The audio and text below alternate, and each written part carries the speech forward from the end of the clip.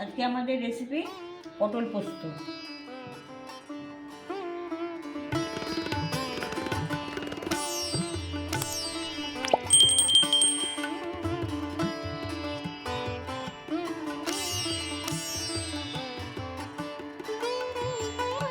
এখানে 5টা পটল জলে ধুয়ে পরিষ্কার করে নিয়েছি। এগুলো সামান্য খোসা রেখে ছোট ছোট করে টুকরো করে নেবো। এগুলো দেশি পটল, এগুলোতে শাঁসটা বেশি থাকে, জিনিসটা ভালো হবে। এইভাবে একটা করে খোসা রেখে তারপর পাশগুলো ছিলে দেবো। এইভাবে খোসাগুলো থাকবে। এবার 4 টুকরো করে ছোট ছোট করে টুকরো করবো।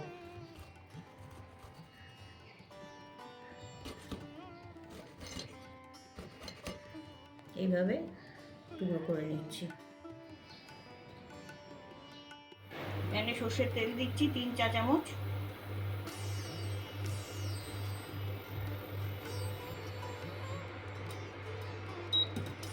হাফ চা চামচ কালো জিরে দিয়ে দিচ্ছি। 2 কাঁচা লঙ্কা ফোড়নে দিচ্ছি। একটা একটু ভেঙে দিচ্ছি, একটা গোটা দিয়ে দিচ্ছি।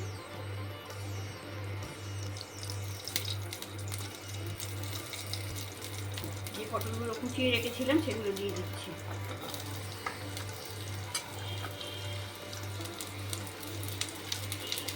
সামান্য একটু ভেজে নেব।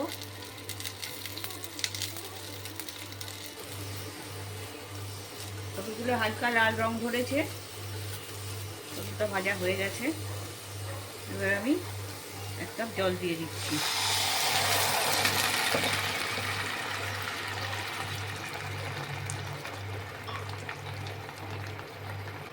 মতো নুন দিয়ে দিলাম,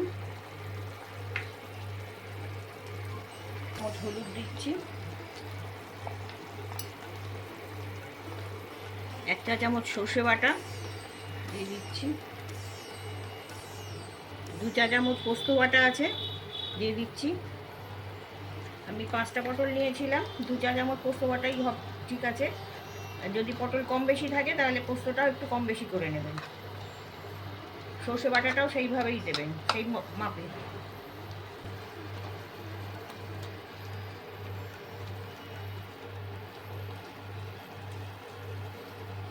মিক্স করে দিচ্ছি।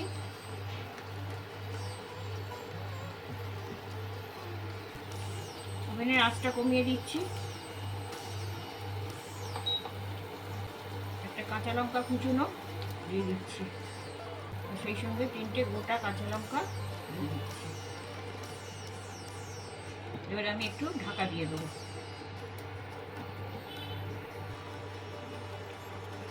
ঢাকা দিয়ে দিচ্ছি।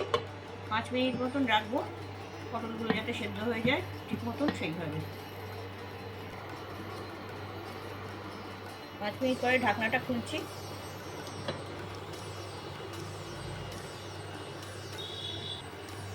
জলটা শুকিয়ে এসছে, একটু নাড়াচাড়া করে নিচ্ছি। পটলটাও গলে গেছে। আমি ওভেনের আঁচটা একটু বাড়িয়ে দিচ্ছি।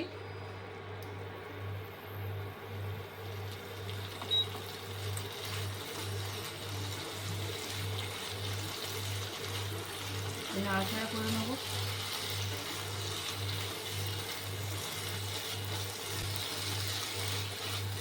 পটলের জলটা সব শুকিয়ে গেছে। এখন আমি 2 চামচ সর্ষের তেল দিয়ে দেবো।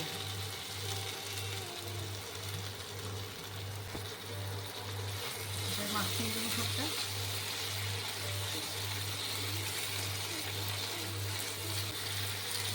আমার পটল পোস্ত রেডি।